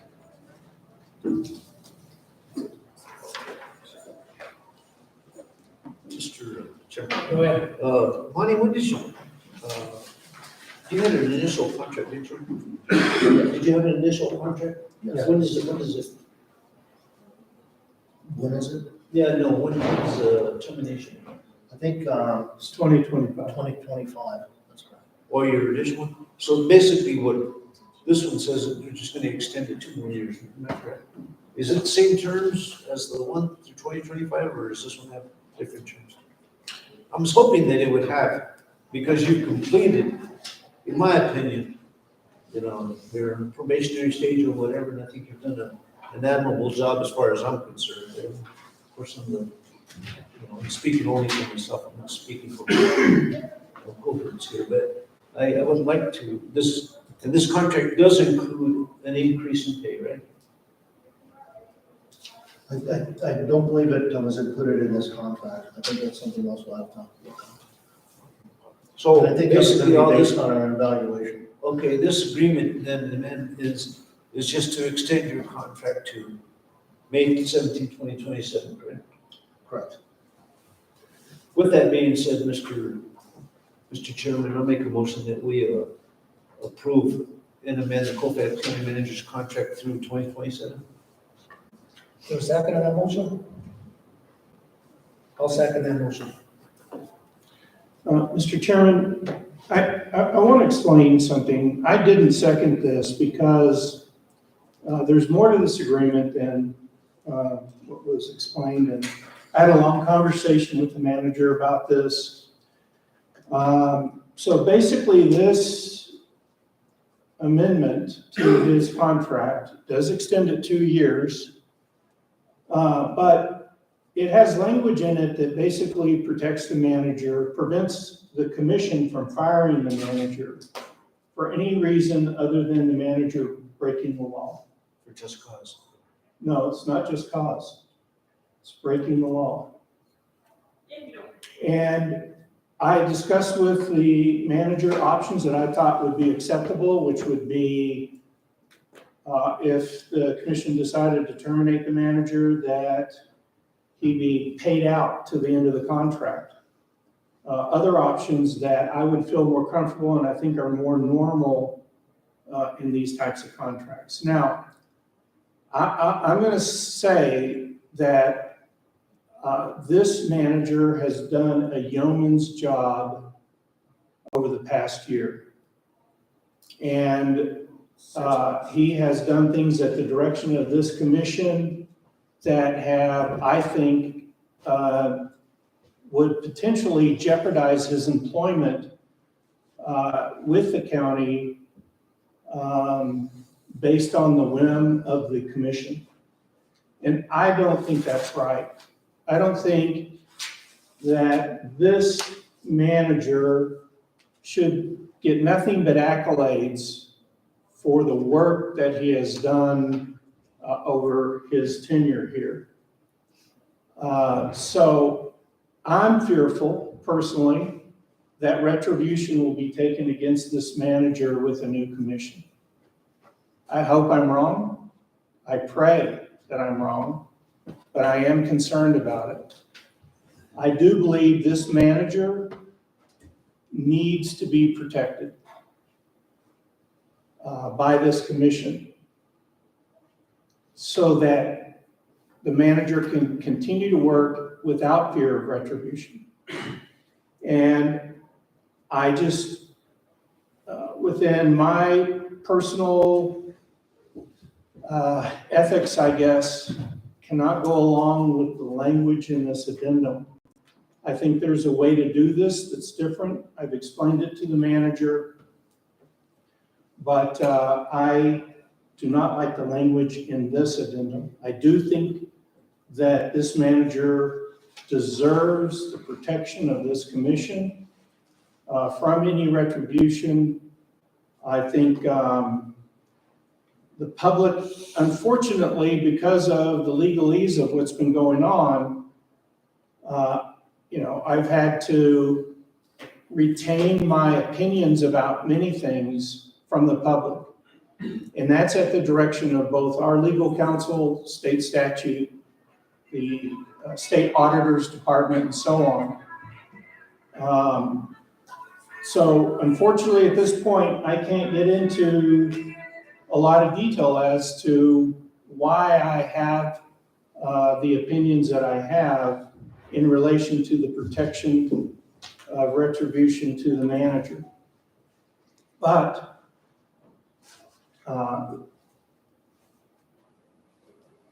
I just want to say that I think that the commission should issue protection to this manager from retribution. I think the public needs to know that the manager did what he was directed to do by this commission.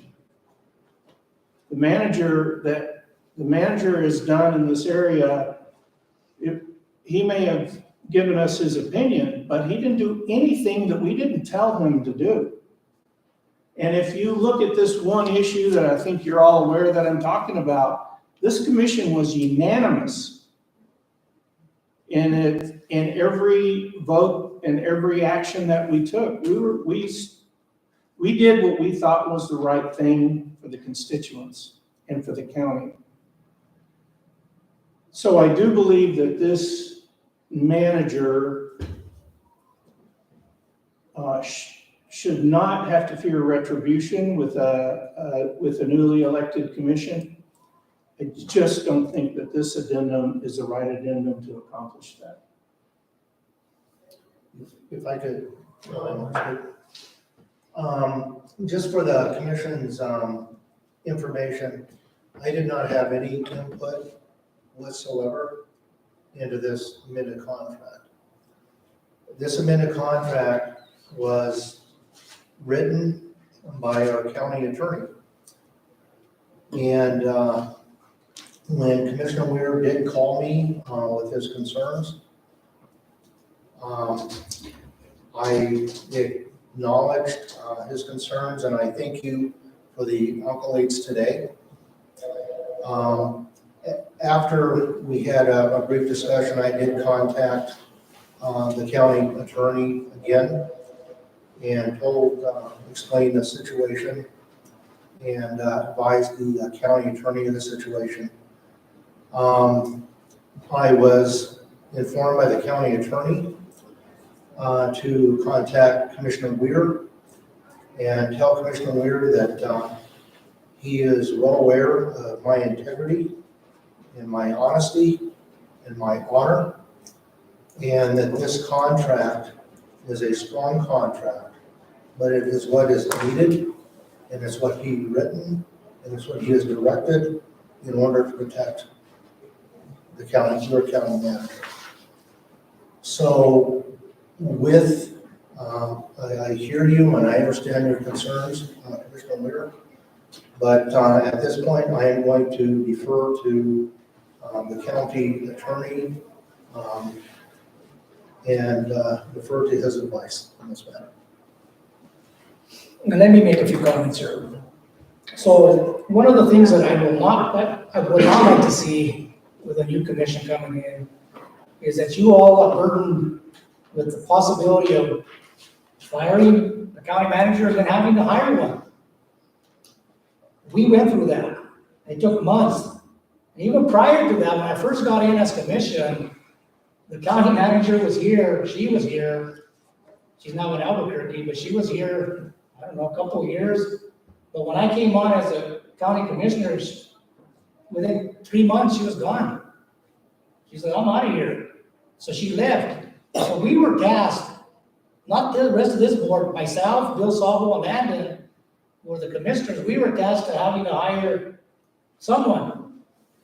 And we interviewed a whole bunch of people. It took a long time. And what happens there? You have no county manager. And I have to apologize now because I voted for the ex-county manager. And she's no longer the county manager. She resigned. And I've got to say this. If I regret doing anything as a county commissioner, I regret that. Because I made one mistake, I think, as a county commissioner.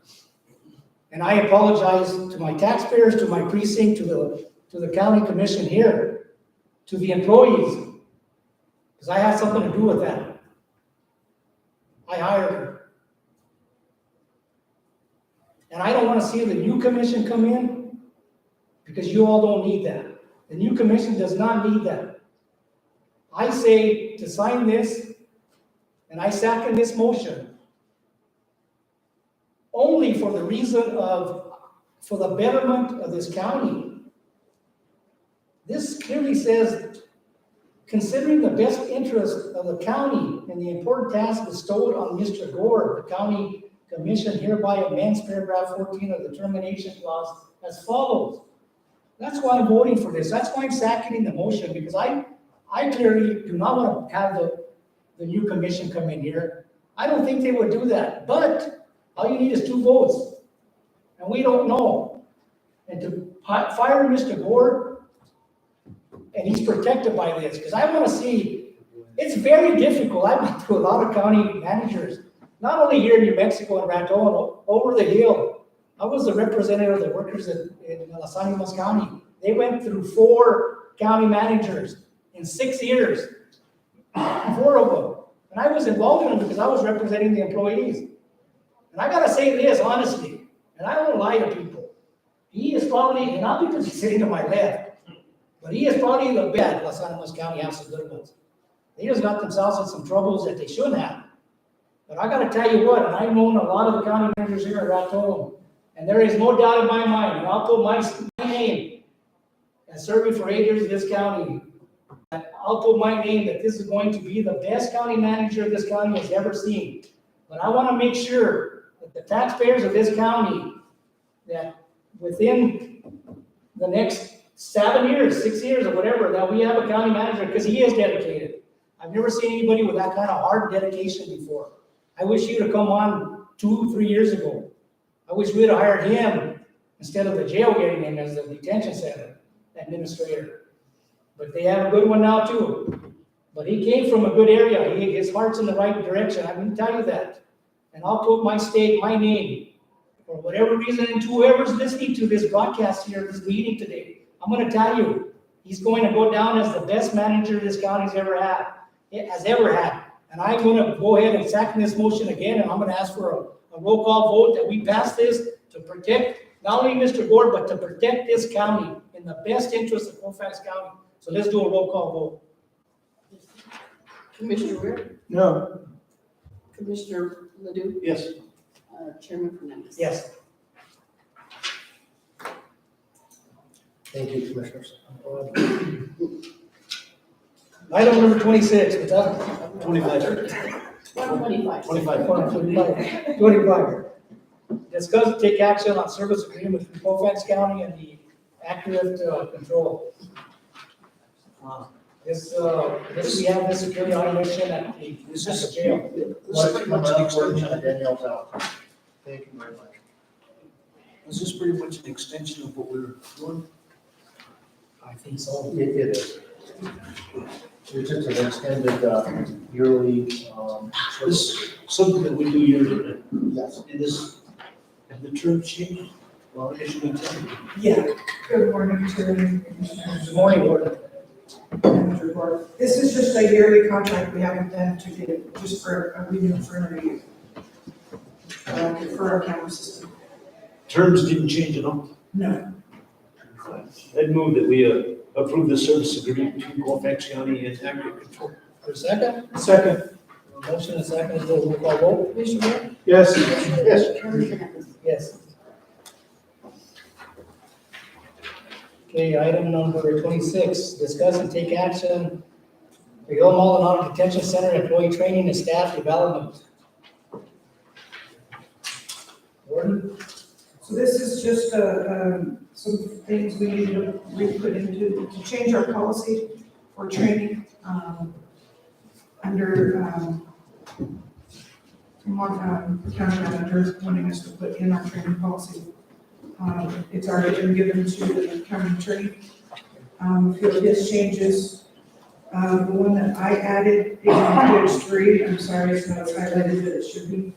And then his changes are in yellow and red. Gordon, is this something that we're already doing, and this is just a continuation? Is this? Yeah, we are already doing it, it just needed to be added to policy. I'll move that we add it to the policy.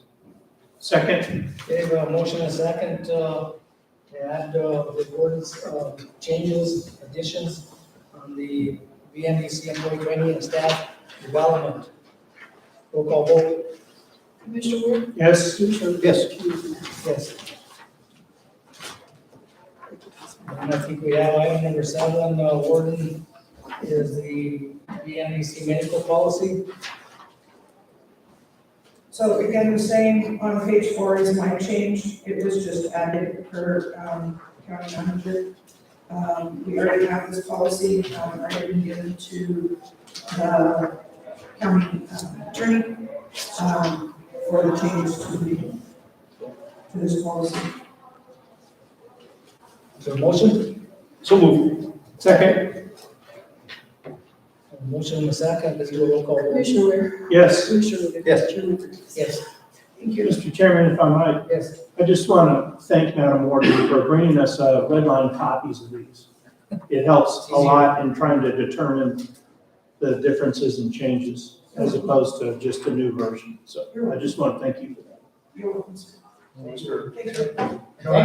I just want to thank you too, I think you're doing an incredible job out there. And, I do appreciate, as does everybody else, the tweets that you bring us. And I know you worked hard to get that facility running.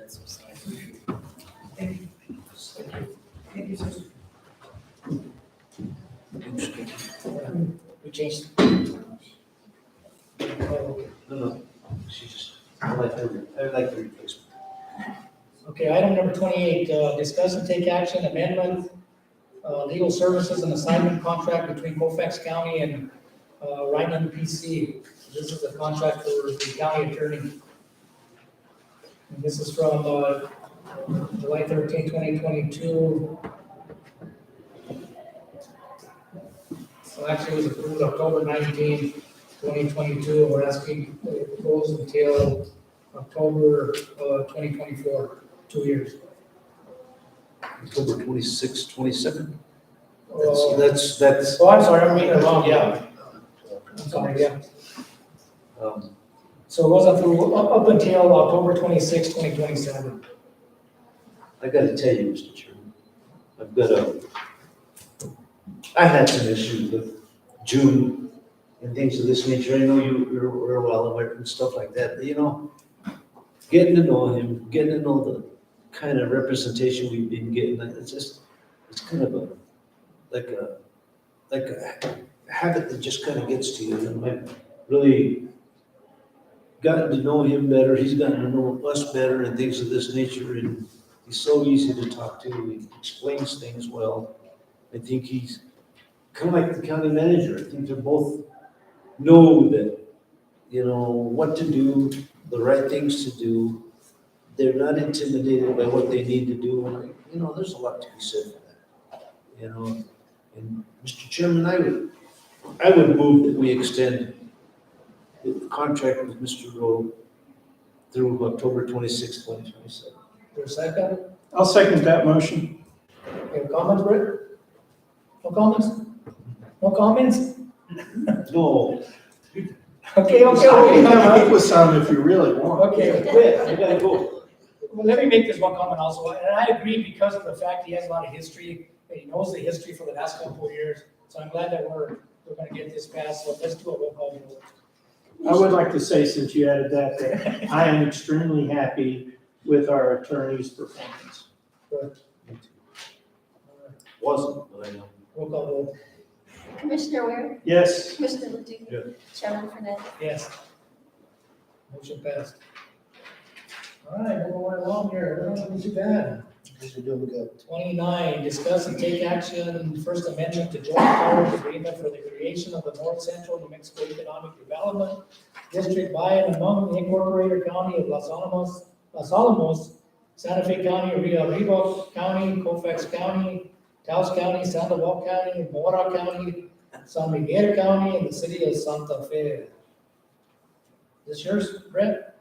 Yes, Mr. Chairman, as a county's representative on the North Central Economic Development District,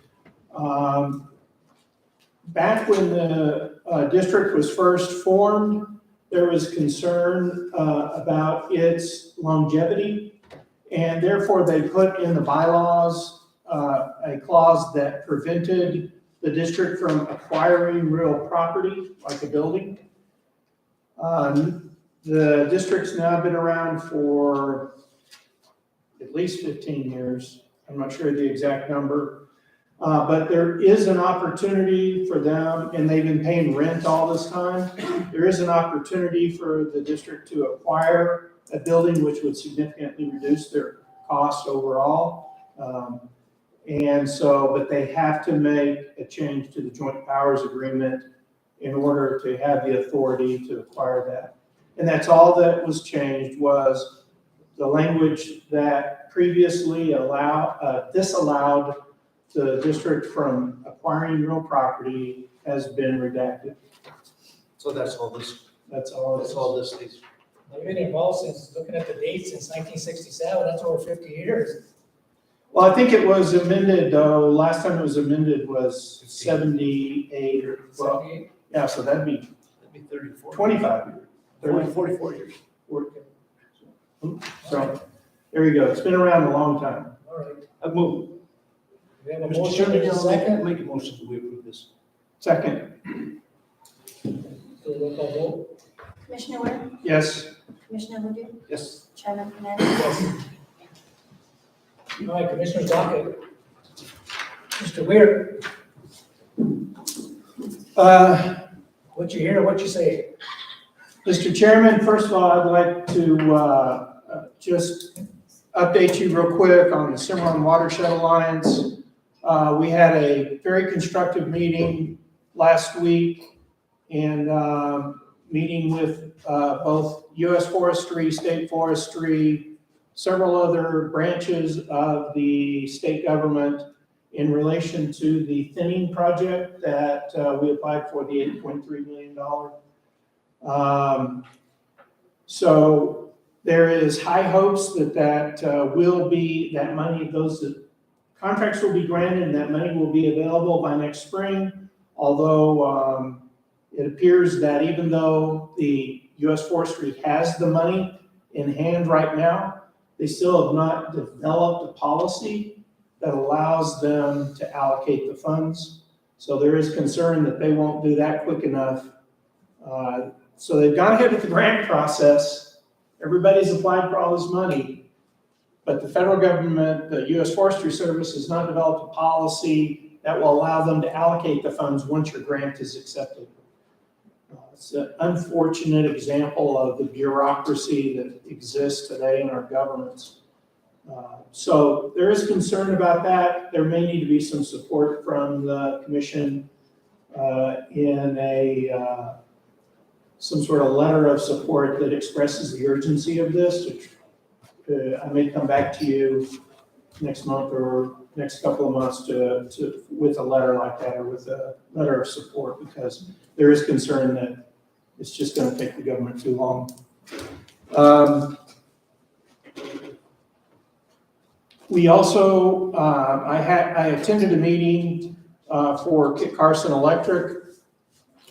I think I expressed previously, they do have interest in expanding the internet down into the Cimarron and potentially even the Springer area. There's a lot of work to be done on that. But again, we may be coming to the county commission for a letter of support. It'll all determine on other vendors that currently serve that community and how quickly they will be able to get fiber optic into houses there. Also, I'm attending 3 different conferences over the next couple of months. On Wednesday, I'll be leaving to go to the Wildfire Urban Interface Conference. I'm very interested in that. There's going to be some examples of some remediation that has been done after the Calf Canyon fire. Then I'll be going to the Better Informed Public Official meeting, which is a class that is intended for newly elected officials, including commissioners. And I wish our new commissioner was here, because I'd really stress that he attend. It kind of gives you a good level groundwork of what you can and can't do as a county commissioner. So I'll be attending that in December. And then in January, I will be attending the New Mexico Counties Convention, because I think I'll still be representing, I don't know when we're going to have the election for a new representation, but I think that at that point, I'll still be representing Colfax County at New Mexico Counties. That's all I have. Thank you. Mr. Ledoux, you have anything? I have a lot to say, but I forgot. I was listening to it. No, I'm just teasing. I think, Mr. Chairman, I don't have anything. I just got a comment to make. And sure, I'm going to miss the chairman's animation. I think that, I tell it like it is, and I appreciate that. So that's all I got to say. Thank you. I don't have anything. The one thing we've been working on this week, as everybody, most folks are probably aware, the previous county manager did misappropriate April funds and distributed those funds to former employees, contractors, and elected officials that were prohibited from getting those funds. under state law. We have been working on correcting these issues. We have spent a lot of time and effort working with our auditor and the state auditor to try to come up with a reasonable plan that would facilitate a response based on what I think were some very reasonable ways to go about resolving this. State auditor, county attorney, kind of looked at some of those options. Basically, we can't do any of that because it violates the anti-donation laws of the state of New Mexico. So at this point, I did have a discussion with the four electeds, and I think we're on the right track of getting a resolution and making payments towards those funds that were paid to them that shouldn't have been. And I've also directed our county attorney to go ahead and notify all former employees, all contractors that were paid, premium paid, that shouldn't have been. Basically a demand letter to pay back the county for those monies that were not supposed to have been paid to. So that's the process we're in right now.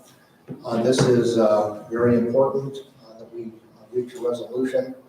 We had the first part of our audit, and I'm going to thank Jonah. She had a monumental task during our audit with all the issues that have come up. And we are actually getting this information ready for the second part of the audit. And one of the things that we have got to do is show that we are remedying this situation. This is public funds, this is public money, and we have to take stern and strong steps to correct this. And we're in the process of it. Commissioner Wood. Mr. Manager, do you know when we are going to get our second payment on the, I don't think they're IFRA funds, are they? Okay, ARPA funds. Our second distribution, do you know when that's going to occur? It was received last week or 2 weeks ago? It was already been received? Yes. Thank you. That alleviates a concern. I was just concerned that the expenditures with the first distribution would affect our ability to get the second distribution. So at the recommendation of our auditor, we were able to, commission voted to move general fund money to correct all the appropriations, or the miscellaneous, or the, I guess, inappropriate disbursements done on the grant. So the reporting on the grant didn't show that there was any violations. The money was transferred from general fund. So I did submit for the second half, and it was dispersed and received, I want to say last week or the week before. And Commissioner, we're just going along with that. I think that was the absolute right decision to make, is to take general fund monies and pay back the feds. The feds have a much bigger hammer, and I think correcting that situation was the exact proper thing to do.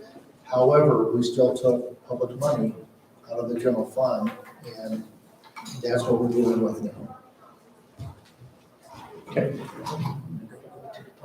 My only additional comment is that I really would like to see if we can come up with a plan on how that money is going to be expended.